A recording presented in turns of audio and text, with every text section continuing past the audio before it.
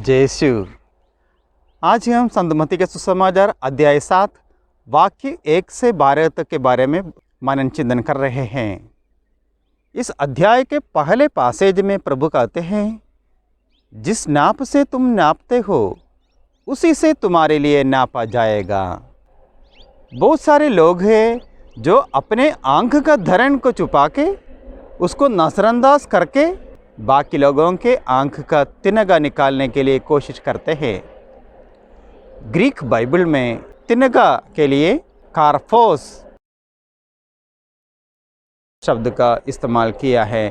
कार्फोस माने इंग्लिश में स्प्लिंडर, स्पेक, मॉट बोल सकते हैं। हिंदी में हम लोग तिनगा बताया है। लकड़ी का एक छोटा सा अंश हम बता सकते हैं। जबकि धरण के लिए ग्रीक बाइबल में डोकोस शब्द का इस्तेमाल किया है। डोकोस शब्द का अर्थ है बड़ा लकड़ी जो आमतौर पर मकान के कामों में इस्तेमाल करते हैं। ऐसे लकड़ी को ग्रीक में डोकोस बोलते थे। इंग्लिश में राफ्टर, बीम बोलते हैं। थोड़ा सा व्यंग्यपूर्ण अंदाज से प्रभु हमें समझाते हैं कि हम हमारे बड़े गलतियों को छुपा के उसको नजरअंदाज करके बाकी लोगों के छोटी छोटी गलतियों पर ध्यान देते हैं, उसके बारे में बात करते हैं। इस 40 काल में हम प्रभु का उपदेश सविनय स्वीकार करें, दोष न लगाओ जिससे तुम पर भी दोष न लगाया जाए। वाक्य 6 में प्रभु कहते हैं, पवित्र वस्तु कुत्तों को मत दो, अपने मोती सुअरों के सामने मत फेंको। यहाँ पर कुत्ता और सुअर ऐसे लोगों के प्रतीक हैं जो ईश्वर के वचन का तिरस्कार करते हैं। वे जानबूझकर ईश्वर के राज्य के खिलाफ हो जाते हैं। वाक्य 7 से 11 तक प्रभु प्रार्थना के बारे में कहते हैं। यहाँ पर एक प्रगतिशील तरीके से प्रभु हमें समझाते हैं, मांगो, ढूंढो, खटखटाओ। इस प्रकार का प्रार्थना में प्रभु का रेस्पॉन्स भी ऐसे प्रोग्रेसिव तरीका में है।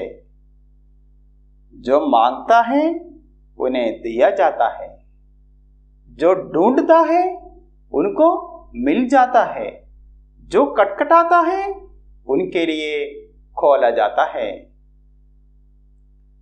प्रभु हमें आश्वासन देते हैं, प्रभु का दरवाजा आपके सामने खोलने के लिए ही है। हम क्या करना चाहिए?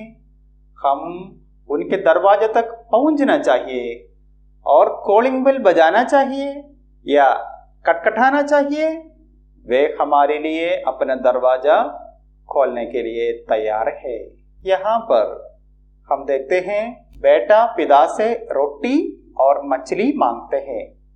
रोटी और मछली उस इलाके के, समुद्र के इलाके के लोगों का आमतौर पर उन लोग जो खाते थे उनका खाने की चीज है।